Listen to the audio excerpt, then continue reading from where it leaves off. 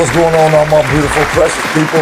Welcome to Life on the Go. It's your boy, Mr. Mud. Today, I got a special guest for everybody. Not only is he a special guest, he's also my big brother, Antonio Brown. Oh, man.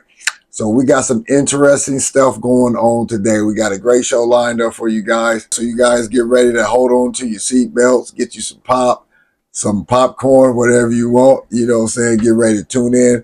He's also just a genius when it comes time to politics and everything like that. He's awesome. He's done his homework, you guys.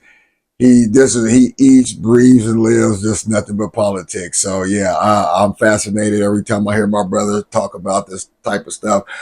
I get into politics a little bit, but I'm just not really interested like that. But you know, hey, Antonio Brown, it's your man when it comes time to politics. So the first thing we're going to be talking about, because I know things can be overwhelming and we got this election coming up. And so we got a lot of things to cover in a short amount of time. So we are not going to be able to cover everything on this episode right here. So we might have to make a part 2. But in any case, you know, we just going to dig in and get as far as we can. So the main thing is Donald Trump racist? We hear all this talk about Donald Trump being racist, y'all. Is Donald Trump racist? Is Kamala Harris black and all this type of stuff? Man, we get ready to take care of all that. We're going to dig in. So my first question is to my big brother is, we got this Donald Trump thing going on. A lot of people just don't like Trump, man. So my question to you is Donald Trump racist? And if he is racist, does it even matter? Well, it shouldn't matter. It should, Donald Trump being racist shouldn't matter, but to a lot of black people who is today real emotional about what black people went through in America, with slavery, Jim Crow, and so forth. True. And we understand what happened with all that type of stuff. And so now we beg the question is Donald Trump racist, and doesn't even matter? So let me explain something to everybody. Okay. So when a lot of time when for me, when I was locked up, I was starting off. I really wasn't into politics like that because I had a 30-year sentence locked up. So that stuff I thought really didn't affect me like that. Whoever go get in there, I was still going to be locked up, whatever like that. When Obama came around, that's when I really started getting into politics. And Obama, for me, changed the game. Like I mean, you couldn't tell me nothing bad about Obama, man. I mean, I eat, slept, and breathe Obama. I mean, anything he said, I was right there glued to the TV. And just like I'm into politics right now, man, I mean, I don't know if I was more into it then or now, but I do know that every single day I was hanging on to every word that Obama said. When Obama ran, though, one of the things that I was letting people know is that I felt like Obama in his first term wasn't going to be able to do much for black people. And the reason why I felt like that is because he's the first black president. And if he did something in his first term for black people, then white America would have got upset and they would have voted him out in his second term. So he needed to, play it safe his first term. I got that. Mm-hmm. What I liked about Obama back then, I felt like he was telling the truth. I felt like everything he said was telling the truth. They talked about subjects as far as gay marriage and they talked about these things. And back then, Obama said that he was against gay marriage. That he believed that gay marriage was just between a man and a woman. A traditional marriage. As time progressed, his understanding of that evolved. Now, his understanding never evolved. He just came out the closet about gay marriage because he always believed in gay marriage. He just, in 2008, when he first ran, he couldn't come out and say that he was for gay marriage because he probably wouldn't have got elected. Right. So he had to play it like how he played it. In 2012, he finally came out and said, man, I think gay people should have their rights or whatever like that, blah, blah, blah, blah, blah. So back then, I didn't think nothing of it. And so in 2015, when the Supreme Court came out and passed the gay marriage, that gays can get married and stuff like that, it blew my mind. I didn't think I was going to ever see that in my lifetime. And so when Obama lit the White House up in a rainbow, that right there, that was the end for me, man. I was done. I was done, folks. That just killed it for me. Okay. There's a lot of things I would talk about. We're limited time right now, so I'm gonna go jump right into some other topics, some stuff. So fast forward a little bit. Okay. Hillary was now. I'm locked up at the time. I'm locked up at the time, and I'm just now finding out as far as a lot of blacks that was locked up in the federal penitentiary. I never knew about the Biden crime bill. I didn't know that. I found that out about 2015, 2016 about the Biden crime bill. Would make me beg to differ is the why did Obama even choose Biden knowing that he crafted a bill in Congress back in 1994 that locked hundreds of thousands blacks up for eons, called the super predators and every doggone thing. So if Obama knew this, why would Obama choose Joe Biden as his running mate?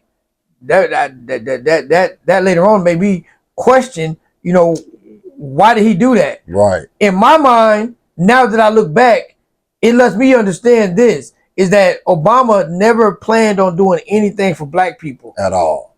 So you pick somebody like that because that was really just showing to me a symbolic gesture that, man, I'm not doing nothing for black people at all. Yeah, we talk about his skin color, but he did absolutely nothing for black people, man. He did stuff for gays, he did stuff for the migrants, he did stuff for everybody else. The only one he didn't never do nothing was for black people, and we was the one that got him up in office. Obama never became president without black people. Right. So I feel like blacks is constantly being taken advantage of, but they don't take us serious. The reason why they don't take us serious because they know that we're going to vote blue no matter who. It don't even matter who running. A frog can run as a Democrat, and we're going to vote for that frog. Yeah, you know what I'm saying? He ain't got no policy, nothing. Ribbit, that's all he doing. And we're going to vote for him. Man. Yeah. And so only thing I'm saying, even if you hate the Republicans, or whatever. I'm not telling you who to vote for, nothing like that. I'm saying even if you hate the Republicans or whatever like that, if you feel like that don't nothing happen when the Democrats become president and don't nothing happen when the Republicans become president, but the people you show your loyalty to is the Democrats, then it ain't gonna make no difference if you hold your vote sometimes. Just hold it. Don't keep on rewarding these same people that keep on telling you to vote for them and they don't do nothing for you. It's nothing. Our neighborhoods look the same it did 60 years ago. We still in poverty from 60 years ago. Man. We kill each other at an alarming rate. Yeah. All this stuff is going on within our communities. And the worst neighborhoods in America is ran by Democrats. All these democratic cities where all these blacks doing all these killings and stuff like that, these mayors is ran by Democrats. You go to New York, you go to Atlanta, you go to Detroit, you go to all these cities you could think of, Philadelphia, Pittsburgh, everywhere. Yeah, it's all ran by Democrats. Yeah, wow. So if they really said that, if they really cared about us, if they really was serious about doing something for black people, then why is all the cities that y'all running, the Democrats, is in shambles right now? It's in shambles. That's true. So when it comes to President Trump, so it's funny. Yes. It's so funny that before President Trump became president, or before he ran as a president, nobody ever called him a racist. Not one person ever called him a racist. Now, I didn't know much about Donald Trump prior to him running for president. I just knew everybody liked him. I mean, he was in everybody's rap songs, and he was actually called the first black billionaire. Yeah, he used to call Trump the first black billionaire. Right. This is what we used to call Trump, man. We was enamored by Trump. This was like almost the he was like inundated in the black community. He hung around all the black people and all that type of stuff. And so when he decided to run in 2015, when he came down the escalator, I said, I didn't know what Trump was going to do. I didn't know what he was going to do, but he was running against Hillary Clinton. And so even though I didn't know what Trump was going to do, I was telling everybody in prison, I said, listen, I said, I A don't know lot of what Trump. arguments in there. Yeah, about that. I don't know what Trump is going to do, but I know one thing is that we can't vote for allow Hillary Clinton and the Democrats to get back up in there right now. Right. Is because the reason why we up in here is because Bill Clinton, Hillary Clinton, and Joe Biden policy back in the 90s. That's the reason why we all be locked up like some sardines and stuff like that. I almost got into some fights in there because I'm trying to explain to them about Hillary Clinton versus Trump. So the media now, when I'm locked up, I don't even have all the information that I can gather to do my research the way I was able to do when I got out of prison. But I was smart enough to understand is that we just can't vote Hillary up in there, man. We don't just keep on rewarding these people for the stuff that they have done, the harm that they have brought to black people. You know, Lyndon B. Johnson said something back in the 60s. He said this. He said, "We're gonna give them Negroes just enough that they'll continue to vote Democrat for the next 400 years." That's what Lyndon B. Johnson said. He was a Democrat. Wow. And that's what he said. And guess what? And guess what? It ain't even been 400 years yet, but we constantly voting Democrat. Constantly. Every time a Democrat, I mean, you know, they can pander. They can pander to black people all day long. They come with some hot sauce and chicken and watermelon. Come to the hood, and we, man, they gotta identify with black people. They love us. Yeah, they love us. Just keep falling for the same thing over and over again. They keep on falling for the same thing over and over again, what man. So when I started doing some research on Trump, and I started, especially when I got out of prison, you know, all his policies. First of all, I don't. It's really not about him being racist to me, because you could be racist and still do the right thing. That's right. Let me give you an example. Yeah. Abraham Lincoln was a racist. He was racist. Abraham Lincoln. We think that Abraham Lincoln freed the slaves because he wanted the slaves free. That's not why. That's not why he freed the slaves. They had nothing to do with that.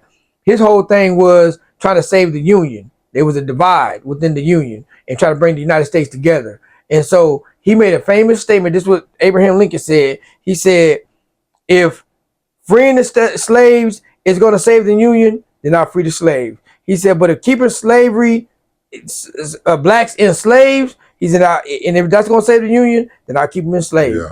It didn't have nothing to do with he wanted the slaves to be free because he was a kind-hearted person. Right. Now, we thank God that, you know, that whole situation was used to free slaves. I'm not saying that didn't happen, of course, but it was, the point is that even though he was racist and he felt like he was superior and who was inferior to him, he still did the right thing. You had a lot of people back then that in the North, you had a lot of people in the North that that fought in the Civil War. Now, a lot of them whites that fought in the Civil War, they was racist. They felt like blacks was inferior. They felt like blacks was inferior to white people. But guess what? They still had an ounce of humanity that they felt like slavery was still wrong. So you could be racist and still do the right thing. That's true. That don't mean that because I tell people this all the time. There's two types of racist people. There's racist people that hate black people, which they can see you drug through the streets and they ain't gonna lose a sleep. They're gonna clap and praise and everything. They can see you hung and stuff like that. They hate black people, like Hitler. He hated the Jews. He hated white black people. You know what I'm saying? And then you got those white people that feel like you're inferior to them, but at the same time, they don't have hatred towards you, and they can still do the right thing. That's right. They can still do the right thing. That you know what I'm saying? They can still have an ounce of humanity within themselves. You know what I'm saying? So yeah. So as I started doing some research on Donald Trump, I started noticing his past. Back in the 80s, Donald Trump helped fund Jesse Jackson presidential campaign. He did, yeah. Jesse Jackson praised him back in '99. Donald Trump gave Jesse Jackson one of his buildings so he can help with his Rainbow Push coalition that was going to help black people out. Al Sharpton was hanging out with him. Oprah Winfrey was hanging out with him. He'd been on the Oprah Winfrey show I don't know how many times. He was invited to Bobby Brown and Whitney Houston's wedding. When he had his wedding in 2005, they was invited to his wedding. Yeah. In 2008 with Jennifer Hudson, family got killed by her sister's boyfriend. Donald Trump called Jennifer Hudson, flew her out on his expense to one of his motels and said, man, you can stay here as long as you want until you recover and you get through grieving. You know what I'm saying? Donald Trump has done so much for the black community and with the black community prior to him running for president. Right. Exactly. Prior to him running for president. People always say this about Trump. Man, Trump with the Central Park 5, and he wanted the death penalty for them 5 black boys that got caught up back in what was that 88, 87, something like that, when the 5 black boys got caught up, whatever like that. And then Trump said that he think that they should get the death penalty. So now Al Sharpton, Jesse Jackson, and all these people is coming out talking about, man, you with the Central Park 5, and they constantly bring this up. Okay, let's say he did, let's say that's wrong, whatever like that. Why was you black people hanging out with Trump during that same time when he made that statement with the Central Park 5? Why was y'all hanging out with him? Y'all knew he just got through making that statement, but y'all was still hanging out with him, man. These people don't give a, excuse my French, everybody, don't give a damn about black people. Only thing they care about is lining their pockets and getting rich.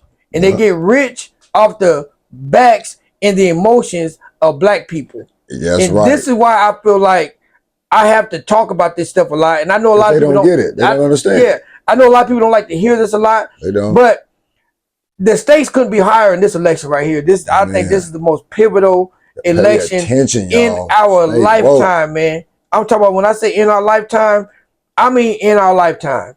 You know what I'm saying? And I really love our community. I love black people. I know people may think I don't, whatever like that, because I talk about this stuff a lot, but I really do love black people, man.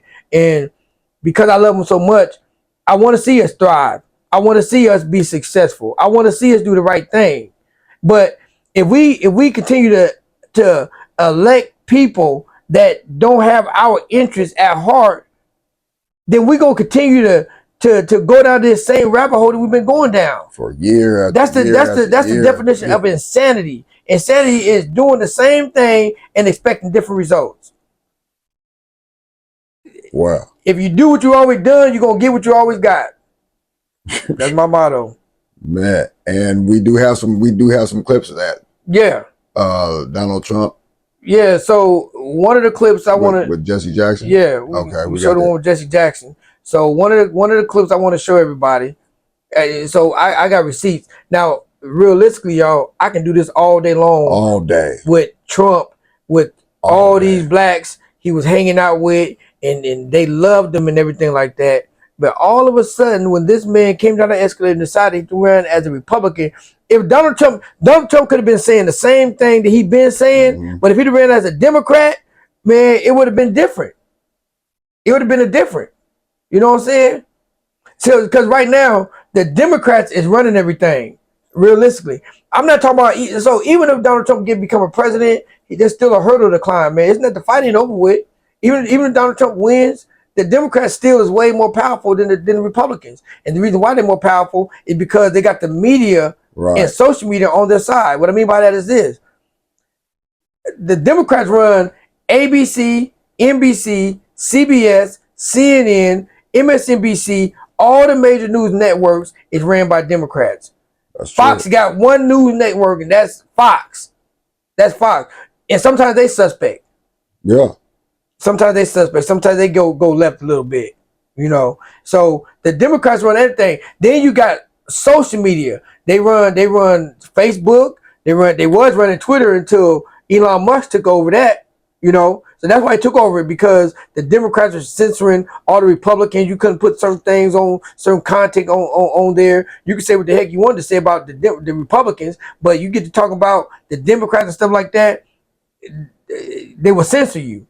And they will block you. So the Democrats run Facebook, they run YouTube, they run Twitter, Instagram, they run all this stuff. They run Hollywood. Everything. They run everything, man. The Democrats do. The Democrats run everything. And so because they run everything, they can control the narrative. They control what you hear and how you hear it. Right. So what you see and how you see it, Yeah. how you look at everything. Yeah. And brainwash you to believe what they want you to believe. Yeah, and brainwash you what they want. And therefore, you can't think for yourself. Yeah, you can't think for yourself. I can only believe what I'm told to believe, or what I'm brainwashed to believe. Yeah. And so when I looked at Donald Trump, man, and so I can, without doing your homework, I can only go off of what Donald Trump did when he was the president of the United States. He did it. Evidence speaks for itself. I got out in 2018. I did 20 years, 10 months in prison. And when I got out, when I say the country was flourishing, the country was flourishing. Yes, it was. I'm talking about, it was jobs. I'm talking about unemployment for blacks was at its all-time low. Black home ownership was at an all-time high up under President Trump. Median family income went up by 3, 4, 5%, something like that. Gas prices came down up under $2 up under President Trump. Wow. We was energy independent. China wasn't able to take advantage of the United States anymore. It wasn't no new wars in the Middle East. You know, he was making peace in the Middle East. You know, all this stuff was going on up under President Trump. You know, then what he did for black people, he passed the First Step Act, which allowed a lot of blacks to get out of prison. You know, he did opportunity zones, which allowed black-owned businesses to invest within the black communities. You know, opportunity zones. He gave funding for sickle cell anemia, which you know that affect 99.9% of black people. He gave more money to HBCUs than any other president. He pardoned Jack Johnson, and that was interesting right there. One of the first things he did was pardon Jack Johnson. And Jack Johnson been dead since I think he died in 1936. Jack Johnson, he died in 1936 or something like 36. That. Yeah, and why they're significant is because Jack Johnson back in 1908, he was the first heavyweight boxer champion. He was the first champion, and back in 1908, when he became champion, so basically Jack Johnson liked white women. That's what he liked, but back then it was against the law to cross state lines and stuff. It's really against the law for you to interracial relationships with a white girl, and that was against the law, especially crossing white over state lines. You couldn't do that. But anyway, Jack Johnson did cross state lines, and he got caught with a white girl, and I think it was in Mississippi when he got caught up at, if I'm not mistaken. But he ended up getting 2 years in prison. That's what they gave him, and he got out, and I think he pursued his career of boxing a little bit after he got out too. But he passed away. So fast forwarded, they was trying to get presidents to pardon Jack Johnson up under Bill Clinton. They were trying to get him, certain people were trying to get him to pardon Jack Johnson. Bill Clinton wouldn't do it. They tried to get Bush to do it. George Bush wouldn't do it. They tried to get Obama to do it. Obama wouldn't do it. But you know who did do it? Donald Trump. Wow. Now, why is that significant though? Man, the man did. Well, pardoning Jack Johnson held a significant, a symbolic significance. And what that meant is that, see, so basically, if you pardon Jack Johnson and don't do nothing for black people, that'll make you look like a doggone fool. Yeah, that'll make you look like a fool. Right. Because you don't plan on pardoning, you don't plan on doing nothing for black people. But if I pardon Jack Johnson, it's a symbolic gesture that you are going to do something for black people. Right. But if I don't pardon them, then it's not going to make me look like a fool, because I don't plan on doing nothing for black people anyway. Wow. So Trump pardoned Jack Johnson, and after that, man, Trump got to work, man. There was everything that anybody brought to President Trump when he was president of the United States, man, dealing with black people, he said, let's do it every time.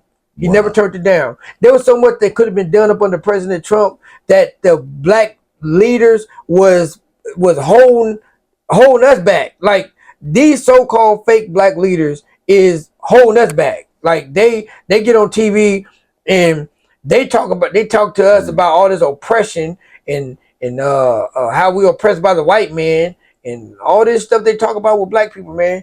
But my whole thing is, if we so oppressed and you writing all these books and all those type of stuff, man, listen, man, you need to be telling me You know, what did you do to get where you at?